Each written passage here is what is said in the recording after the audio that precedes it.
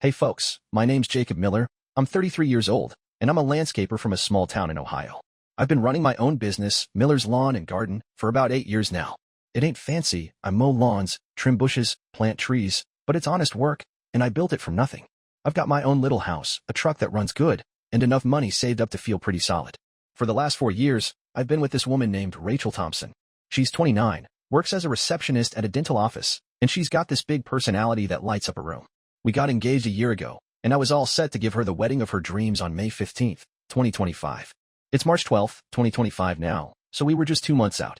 I've been pouring everything into it, about 80 grand of my own cash, saved up over years of hard work. I thought she was worth it. That all changed last Saturday, and that's where this story starts. It was a sunny afternoon, and we had some friends over for a cookout at my place. Nothing big, just a dozen folks in my backyard, burgers on the grill, a cooler full of beers. I'd spent the morning setting up, mowed the lawn, put out some folding chairs, even strung up some lights on the deck. Rachel was in her element, laughing and chatting with everyone. She's always been good at that, making people feel welcome. I was proud of her, proud of us. Around 4 p.m., I ran out of charcoal for the grill. No big deal, I had more in the shed out back. I told my buddy Tom to keep an eye on the burgers and headed inside to grab it. The shed's right next to the house, and as I walked past the kitchen window, I heard voices. Rachel's voice, clear as day, coming from the deck just above me. She was sitting there with her two best friends, Sarah Jenkins and Emily Carter. I didn't mean to eavesdrop, but what I heard stopped me dead in my tracks. God, I can't wait to get this wedding over with, Rachel said, her voice low but sharp. Jacob's landscaping thing was kinda cute at first, you know? But can you imagine telling people your husband cuts grass for a living? It's embarrassing. Sarah laughed, this high-pitched giggle that grated on my nerves. Yeah, but at least he's paying for the whole thing, she said. That's a win. Emily chimed in, he's not bad looking either, Ratch. I mean, he's got that rugged thing going on. But what's the plan after the wedding? You can't seriously stay with a guy like that forever. My hands tightened around the bag of charcoal I just picked up. I couldn't believe what I was hearing. Rachel's voice dropped even lower, but I caught every word. He's just a temporary fix, you guys. Once the wedding's paid for 80 grand, all from his savings, I'll stick around maybe a year, tops. My brother's a lawyer, and he says I can probably get some good money out of him in a divorce since he owns his own business. I stood there, rooted to the spot, feeling like someone had punched me in the gut. Sarah squealed, you're so sneaky, Rachel. But smart, real smart. Emily laughed too. Did you see his face when you picked that $5,000 wedding dress? He looked like he was going to keel over, but he still said yes. Rachel snorted. Of course he did. He's so desperate to keep me happy. The other day, he suggested we use his landscaping truck to deliver flowers to the venue. Can you imagine? I shut that down fast. Told him my parents would be mortified. That stung extra hard because her dad, Mike, is a welder. He's a good guy. We've had beers together plenty of times, and he's always raving about how my business is doing. But here she was, acting like he'd be ashamed of me. She kept going, tearing into every part of my life. 2 more months of playing the perfect fiancé, then a year of playing wife, and I'm done. Maybe I'll meet someone at the venue. It's this fancy vineyard with all those rich wine folks. That's where the real opportunities are. Sarah piped up. The ring's pretty nice, though. You could sell it after. Rachel laughed. Nah, I'll keep it. A little souvenir from my starter marriage. They all cracked up, and I felt sick. My business, which pulls in a steady 5 figures a year, my house that I bought with my own money, the ring I spent months saving for, all of it was just a joke to her. I don't know how I kept it together, but I did. I grabbed the charcoal, walked back out to the grill, and acted like nothing happened. Rachel came over a few minutes later, slid her arms around my waist, something she always did when she wanted something, and said, Hey, babe, can we look at hiring that fancy photographer I showed you? The one with the $4,000 package? He's got an opening. I forced a smile, kissed her forehead, and said, Sure, whatever you want, honey. She grinned, probably thinking she had me right where she wanted me. If she noticed my hands shaking as I flipped the burgers, she didn't say anything. The rest of the cookout was like a bad dream. I watched her play her part, touching my arm when she talked to our friends, gushing about how great my business was while shooting sly looks at Sarah and Emily. For years of memories started twisting in my head, and I realized I'd been blind. But I ain't the type to just roll over and take it. I built everything I've got from scratch, started my business with a beat-up mower and my grandpa's advice. I've learned every lesson the hard way, and now Rachel was about to learn one too. I started thinking, planning. I document everything, the wedding costs, all from my savings, the text sheets sent her friends, the contracts in my name. The wedding was 2 months away, and most of the deposits were refundable up to 30 days before. I had some ideas brewing, and I was going to be smart about it. She wanted to play games? Fine, but I was going to play smarter. This stepping stone was about to become the rock that sank her whole scheme. That Saturday cookout changed everything for me. After overhearing Rachel and her friends, Sarah and Emily, laying out their plan to use me for a big wedding and then ditch me, I was a mess inside. But I kept my cool on the outside. I had to. I've spent my whole life building things, my landscaping business, my house, my reputation, and I wasn't about to let Rachel tear it all down without a fight. That night, after everyone left, I sat on my couch with a beer, staring at the wall, and started putting together a plan. It's March 12th, 2025 now, and the wedding's set for May 15th, just over 2 months away. I had some time, and I was going to use it. Here's how things started coming together over the next couple weeks. The first thing I did was start documenting everything. I ain't no lawyer, but I've watched enough TV to know you need proof when stuff hits the fan. I pulled up my bank statements. Every penny I'd spent on the wedding so far came from my personal savings. We're talking 23 grand already, on stuff like the Vineyard venue deposit, that $5,000 dress Rachel picked out, and a fancy caterer she insisted on. I printed it all out, made copies, and stashed them in a lockbox under my bed. Then I got smarter. Rachel's real careless with her phone. She leaves it lying around, unlocked, all the time. That Sunday, while she was in the shower, I grabbed it and scrolled through her texts with Sarah and Emily. Sure enough, there it was in black and white. 2 months till the big day, she'd written to Sarah. Then I'm free to upgrade. Jacob's such a sucker, sold his old mower to pay for the catering. Emily replied, LOL, you're a genius. He's got no clue. I took pictures of every message with my own phone, then put hers back like nothing happened. Monday morning, I called the Vineyard where we'd booked the wedding. The manager, a nice lady named Linda, answered. I told her I needed to talk about the booking, but I kept it vague, said I was just checking details. She confirmed the deposit, $10,000 was in my name, and it was refundable up to 30 days before the event. I asked her to email me the contract, and she did. I saved that too. Then I called the dress shop. The lady there, Carol, was real sympathetic when I asked about their return policy. She said as long as the dress wasn't altered yet, I could get a full refund within 60 days. Rachel hadn't picked it up yet, so I told Carol to hold off on any alterations for now, said we were rethinking some stuff. She didn't ask too many questions, which was good. I wasn't ready to tip my hand just yet. That week, Rachel kept acting like everything was normal, and I played along. She'd come home from work, flop on the couch, and start talking about wedding plans, flowers, photographers, all that jazz. Wednesday night, she was on FaceTime with Sarah, right there in our living room, while I was in the kitchen making dinner. She didn't know I could hear her through the wall. Jacob's so clueless, she said, laughing. He just wrote another check for the florist, $3,000. Can you believe he sold that old truck bed trailer to cover it? I'm gonna have the perfect wedding pics for my social media. After that, I'm out of here. Sarah cackled. You're a legend, Ratch. Who needs a lawn guy when you can snag someone with a real job after the divorce? My blood was boiling, but I kept chopping onions, quiet as a mouse. I pulled out my phone and recorded the whole conversation through the wall, muffled, but clear enough to make out every word. Thursday, something unexpected happened. Rachel's younger brother, Tim, called me. He's 26, a lawyer in Columbus, and we've always gotten along. He's the one Rachel said would help her with the divorce. Hey, Jacob, he said, sounding kinda nervous. I just wanted to check in. Rachel's been acting weird, and I saw some texts she sent me about the wedding. What's going on? I didn't trust him enough to spill everything, but I probed a little. What did she say, Tim? He hesitated. She told me you're paying for the whole thing, and she's been joking about, well, about not sticking around long after. I thought she was kidding, but it didn't sit right. I kept my voice steady. Yeah, she's been stressed with planning. I'm sure it's nothing. He didn't sound convinced, but he let it drop. That call lit a fire under me. Tim might not be in on her plan after all. I decided to keep him in my back pocket. By Friday, I'd moved most of my savings, about 50 grand, to a new bank account Rachel didn't know about. I'd been sharing a joint account with her for household stuff, but all the wedding money came from my personal stash. I wasn't going to let her touch a dime more than she already had. I also found her little notebook in her desk drawer while she was at work. She'd been writing down wedding ideas, flowers, table settings, all that.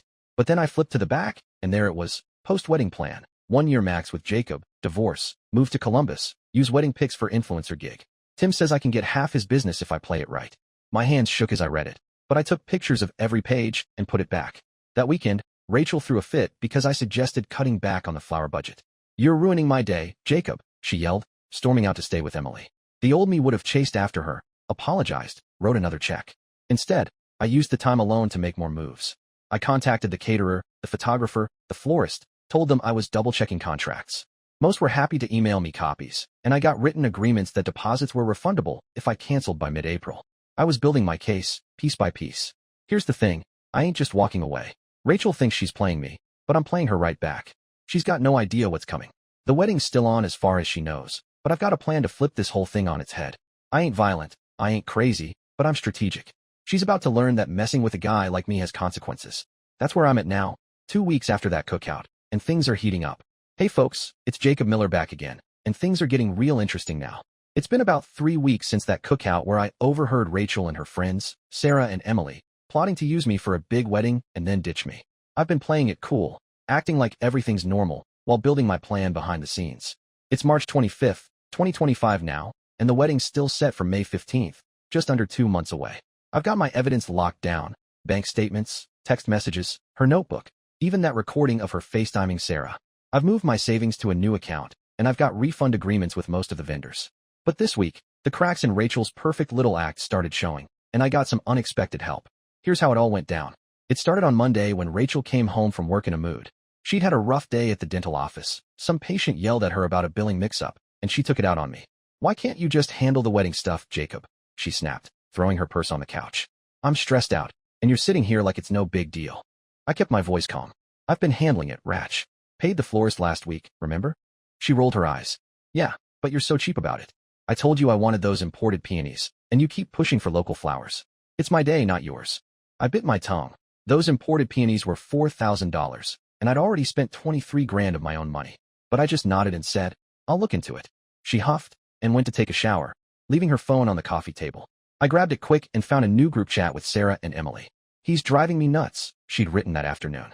"Keeps nickel-and-diming everything. Can't wait till this is over and I can move on." Sarah replied, "Hang in there, girl. You're so close." I snapped pictures and put the phone back. Tuesday, I got a call from Rachel's brother, Tim, again. He'd reached out last week, sounding suspicious, and this time he was more direct. "Jacob, I need to talk to you," he said. "Can we meet up? Somewhere private." I was wary, but I figured it was worth hearing him out. We met at a diner outside town that evening. Tim looked nervous, fiddling with his coffee cup. "I found something," he said, sliding his phone across the table. It was a screenshot of Rachel's private Instagram story, stuff she didn't know I could see. She'd posted a picture of her engagement ring with the caption, "Counting down to the big day, and the bigger upgrade after. Using what you've got to get what you want." There were more posts too.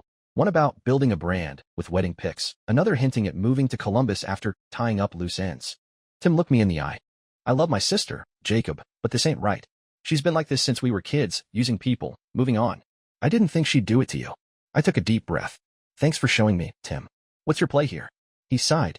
"I'm not helping her with any divorce. She lied to me, said you were loaded and controlling. I'm on your side, whatever you need." That was a game changer. Tim's a lawyer, and if he wasn't backing Rachel's plan, she'd have a harder time pulling it off. I didn't tell him everything yet, just enough to keep him in my corner. "Keep this between us for now," I said.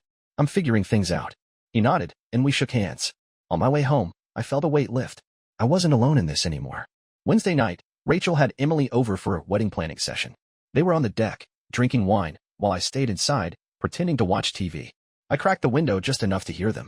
"I can't believe how easy this is," Rachel said, giggling. "Jacob's so whipped, he'll do anything I ask. Yesterday, he agreed to the peonies after I threw a fit." Emily laughed. "You're a pro, Ratch. What's next?"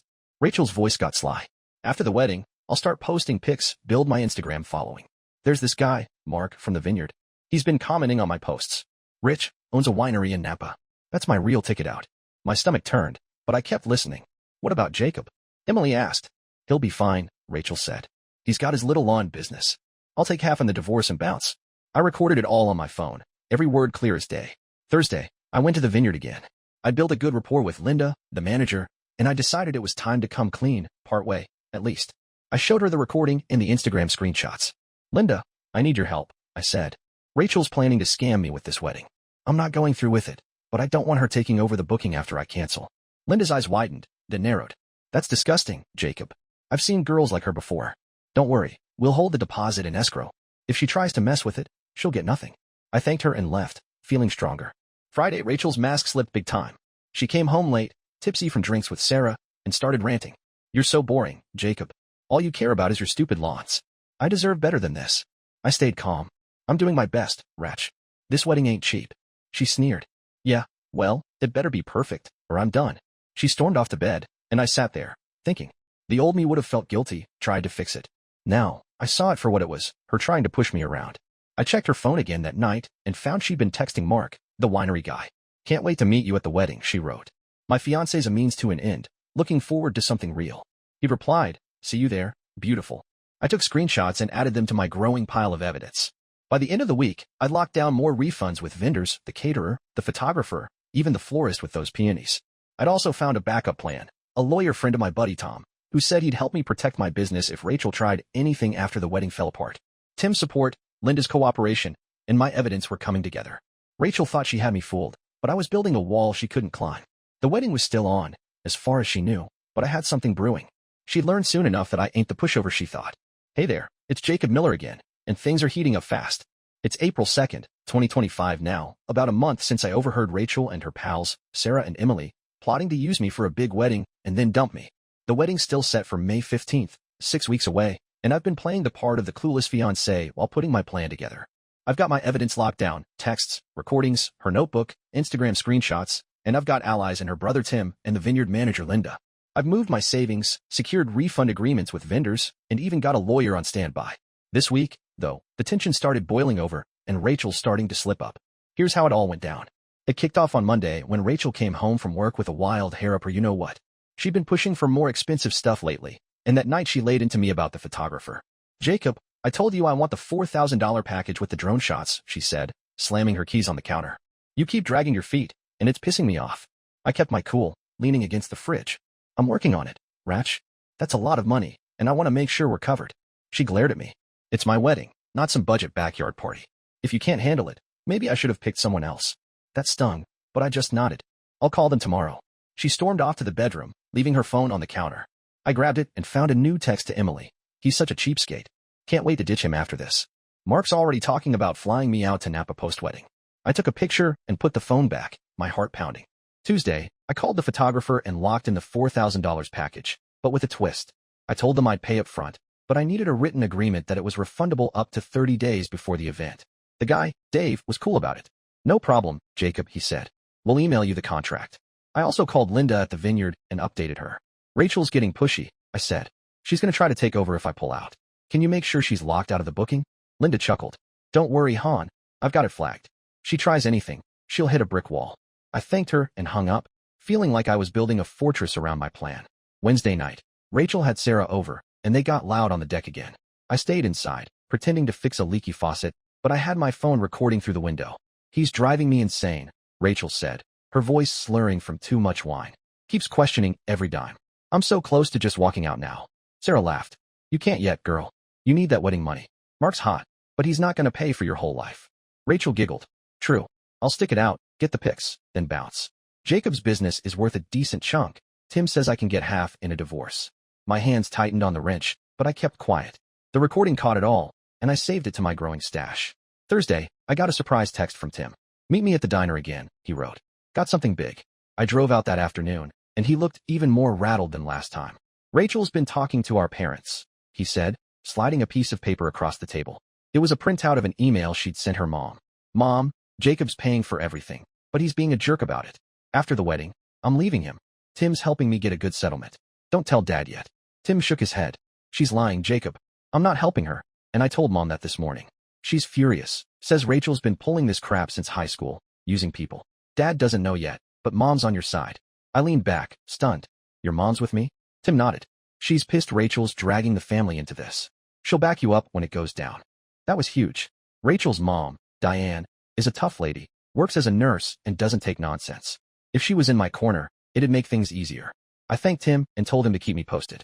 On my way home, I stopped by the florist and canceled the peonies outright. The lady there, Susan, was understanding when I explained I was reassessing the budget. She refunded my $3,000 deposit, and I had it wired to my new account. Rachel didn't need to know yet. She'd flip out soon enough. Friday was the breaking point. Rachel came home late, clearly buzzed, and started screaming at me. You're ruining everything, Jacob. I found out you canceled the peonies. What the hell is wrong with you? I stayed calm, sitting on the couch. We need to cut back somewhere, Ratch. I'm stretched thin. She got in my face, her voice shrill. You're a loser, you know that? I deserve better than some lawn-mowing nobody. I should have left you years ago. I didn't flinch. I'm doing my best, Rachel. This wedding's costing a fortune. She laughed, cold and mean. Yeah, well, it's the least you can do before I'm done with you. She grabbed her purse and stormed out, saying she was staying with Sarah. I waited till she was gone, then checked her phone. She'd left it behind in her rage. There were texts to Mark. He's falling apart. Wedding's in 6 weeks, then I'm free. Can't wait to see you. Mark replied, counting the days, babe. Ditch the lawn guy and come to Napa. I took screenshots and locked the phone. That night, I sat down with a beer and mapped out the next steps. I had 5 weeks left, plenty of time to lock everything down. I emailed my lawyer friend, Tom's buddy, and sent him all the evidence, texts, recordings, the notebook, Instagram posts. He called me back an hour later. Jacob, this is gold, he said. She's got no case if she tries to come after your business. We can protect your assets and hit her with fraud if she pushes it. Keep playing along. We'll nail this shut. I thanked him and hung up, feeling a fire in my gut. Rachel thought she was winning, but I was closing the trap. Her mom and Tim were on my side. The vendors were refunding me, and my evidence was airtight. She'd pushed me too far, and now she was going to pay.